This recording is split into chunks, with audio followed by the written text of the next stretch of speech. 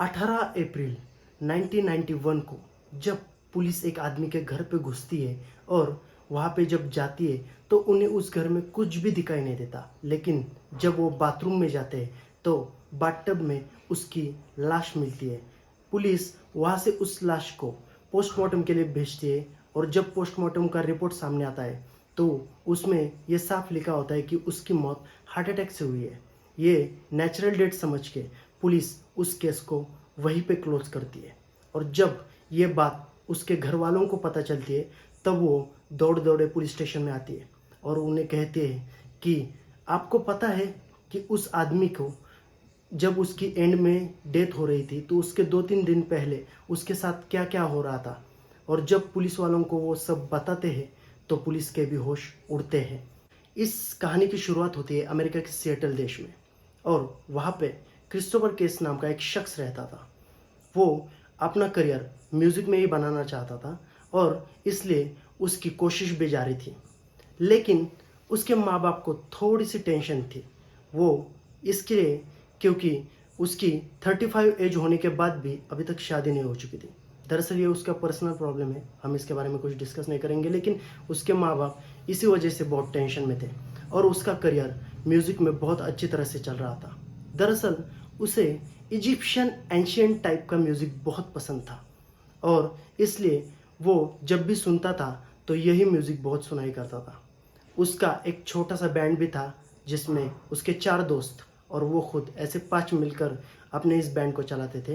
कहीं पे कॉन्सर्ट विंसर्ट उस टाइम में कुछ होता था तो वो म्यूज़िक के काम कर लेते थे। अब एक दिन उसके 4 दोस्त और वो 5 ऐसे मिलकर सिएटल में ही एक बाजू के स्टेट में जाने की कोशिश करते हैं क्योंकि वहाँ पे उनका एक म्यूज़िक के रिलेटेड कुछ मीटिंग थी, इसलिए वो जाना चाहते थे और उन्हें बहुत बड़ा प्रोजेक्ट भी मिलने वाला था। लेकिन अब जाने के लिए वो बिल्कुल तैयार थे।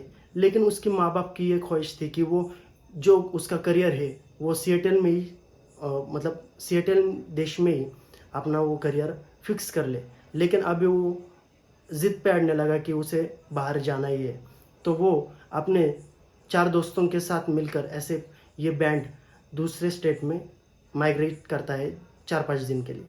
वहाँ जाने के बाद उनमें से जो एक दोस्त था वो अपनी वहाँ की लोकल गर्लफ्रेंड को भी वहाँ पे बुला लेता है और वो रात को ऐसा सोच कर बैठते हैं कि चलो यार कल मीटिंग है तो आज थोड़ा सा पार्टी वार्टी कर लेते हैं। तो वो वहीं पे ही एक लोकल बार में जाते हैं, वहाँ पे पार्टी शार्टी की शुरुआत करते हैं। अब वो उसकी फीमेल दोस्त भी वहाँ पे आई थी तो वो इसके क्रिस्टोफर के साथ वहाँ पे बैठती है और जब क्रिस्टोफर उसे बताता है कि उस क्रिस्टोफर को इजिप्शियन म्यूज़िक बहुत पसंद है तो वो उसके साथ थोड़ा सा फ्लर्टिंग करने की कोशिश करती है और उसके क्लोज आने की कोशिश करती है। तब वो मिलकर उसे बताना चाहता है कि हाँ ऐसा ऐसा इजिप्शियन म्यूज़िक में होता है, म्यूज़िक में ऐसा करियर बनाया जाता है, मतलब म्यूज़िक रिलेटेड। तो वो उससे बहुत थोड़ा सा इम्प्रेस होना चाहती है। अब ये 4 दोस्त तो पार्टी कर रहे हैं लेकिन ये दोनों थोड़ा सा गपशप कर रहे थे।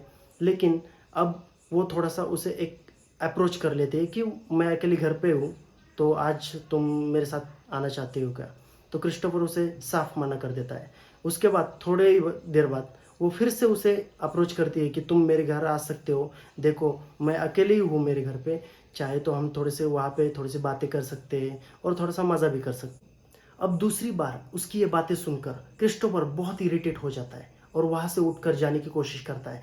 तभी वो उसके पीछे से आके उसे ऐसे खींचती है और उसे कहती है कि 10 दिन में तुम्हारी मौत होने वाली है, मैं एक डायन हूँ, और ऐसे कहकर वो वहाँ से चली जाती है। इसके बाद वो अपने दोस्तों को कुछ भी नहीं बताता। उस रात के बाद दूसरे दिन वो उनकी कुछ मीटिंग थी तो वो करके वो फिर से उस रात सिएटल में आ जाते हैं।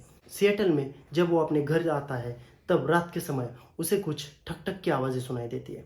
वो जब उठता है तो वहाँ के उस ठक ठक की आवाज़ के तरफ जाने लगता है, लेकिन तभी से वो आवाज़ उसके ऊपर से कमरे से आने लगती है। वो ऊपर जाता है तो वो आवाज़ें बाथरूम में शिफ्ट हो जाती है। अब वही पास ही में उसकी एक दोस्त रहती थी तो वो उसे कॉल करके उसे बताता है कि उसके साथ ऐसा ऐसा रात में हो चुका है। वो उसे कहती है कि ऐसा कुछ भी नहीं होता, ये बस तुम्हारा वहम है।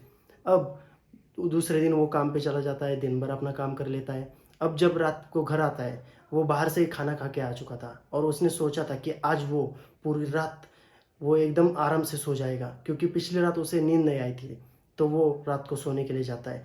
लेकिन उसी रात उसे ऐसा लगता है कि वो एकदम पैरालाइज हो चुका है और कोई तो उसका गला दबा रहा है। ऐसे ही करके उसकी रात ऐसे ही चली जाती है। वो दूसरे दिन अपने उसी दोस्त को फ़ोन कर लेते हैं और उसे सब बताते हैं। तो वो लेडी दोस्त उसे बताती है कि ये देखो, अगर तुम्हें कुछ प्रॉब्लम हो रही है तो तुम्हारे जो कोई मेल फ्रेंड्स है तो तुम उन्हें अपने घर बुला लो और उनके साथ सो जाओ। अब ये उसे अच्छा लगता है। दूसरे तीसरे दिन जब वो अपने ऑफिस में चला जाता है तो उसे अपने एक दोस्त को वो अपनी परेशानी बताता है। तो वो दोस्त उसे कहता है कि ऐसा कुछ भी नहीं होता, लेकिन अगर तुम्हें प्रॉब्लम है तो आज रात मैं तुम्हारे घर आ सकता हूँ।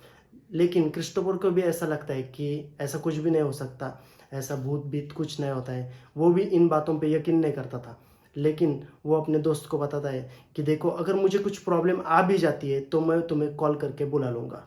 ऐसा करके वो तीसरी रात अपने घर पे चला जाता है। अब तीसरी रात उसे ऐसा ही कुछ दिखाई देता है, जैसे कि कोई शैडो उसके रूम से दूसरे रूम में जा रही है। वो उसका पीछा करते करते उसके पीछे चला जाता है। तो वो शैडो उसे पकड़कर सीधा दूसरे वॉल पे उसे गिराती है, जिसकी वजह से उसको बहुत चोट लग जाती है। अब वो बेहोश हो जाता है और जब उसकी आंखें खुल जाती है तो वो सीधा दूसरे दिन दोपहर को ही खुल जाती है। 9वें दिन वो अचानक रात को अपनी उसी लेडी फ्रेंड को कॉल कर लेता है, लेकिन वो थोड़ी सी बिजी होने के कारण उसके फ़ोन दिन भर रात भर फ़ोन नहीं उठाती। मतलब वहाँ पे एक ऐसा सिस्टम है कि अगर कोई फ़ोन नहीं उठाता तो हम उसके लिए एक वीडियो मैसेज या कोई एमएमएस मैसेज छोड़ सकते हैं। तो वैसा वो एक 10-12 मैसेज छोड़ देता है और अचानक उसका फ़ोन बंद हो जाता है। अब दूसरे दिन वो लेडीज़ जब अपने घर पर आती है और जब वो पूरे 10-12 मैसेज देख लेती है तो वो बहुत टेंशन में आ जाती है। वो तुरंत उसे कॉल करती है, लेकिन उसका फ़ोन दोपहर तक नहीं लगता। उसके बाद वो रात को भी अपना काम निपटा कर उसे कॉल कर लेती है, लेकिन तभी भी उसका फ़ोन स्विच ऑफ लगने लगा था। दूसरे दिन सुबह भी उसका फ़ोन बंद ही आ रहा था। अब उसे बहुत टेंशन आ चुकी थी। वो उसके ना ही माँ बाप को पहचानती थी, ना ही किसी के रिलेटिव्स को। इसलिए वो बहुत टेंशन में आ जाने के बाद वो दूसरे दिन शाम को पुलिस लोगों को, वहाँ के लोकल पुलिस को कॉल कर लेती है और उसे कहती है कि ऐसा ऐसा मेरा दोस्त है, उसके घर का फ़ोन ऑफ लगने लगा है, क्या आप जाकर उसे देख नहीं सकते क्या? तो अब दूसरी बार वहाँ की पुलिस सीधा चाव चाव करके उसके घर पे आ जाती है और जब दरवाज़ा खोलते हैं तो उसके घर में उसे कुछ भी दिखाई नहीं देता। लेकिन जब वो बाथरूम में चले जाते हैं तो वहाँ पे उन्हें उसकी लाश दिखाई देती है। अब जब वो उसकी लाश वहाँ के डॉक्टर को मतलब भेजती है पोस्टमार्टम के लिए, तो उन्हें वो नेचुरल डेथ का सब पता चलने के बाद वो उसकी फाइल बंद कर लेते हैं। लेकिन उसके माँ बाप, उसके फ्रेंड उसके घर पे आते, मतलब पुलिस चौकी में आते हैं और उन्हें सब बताते कि ऐसा ऐसा उसके साथ 8-10 दिनों से हो रहा था, लेकिन हमने थोड़ा सा इग्नोर किया। हमने आपको भी वेलफेयर चेक के लिए कहा था, लेकिन हमें कुछ पता नहीं था। पुलिस फिर से तीसरी बार उसके घर की तलाशी लेती है और जब वो उसके ड्रॉवर व्यूअर या कबाड़ विबाड़ खोलते हैं तो वो एकदम दंग रह जाते हैं, क्योंकि एक पढ़ा लिखा इंसान अपने घर में क्रॉस के निशान या ब्लैक मैजिक जैसे किताबें ये सब रख रहा है, यानी कि कुछ तो प्रॉब्लम है। अभी तक इस केस की कोई भी सुनवाई नहीं हो चुकी है। मतलब कि उस लेडी के भी उन्होंने इंक्वायरी की जिसने उसे शाप दिया था, लेकिन उसके घर में भी ऐसे कुछ अजीबो गरीब चीज़ें पुलिस लोगों को मतलब मिली गई।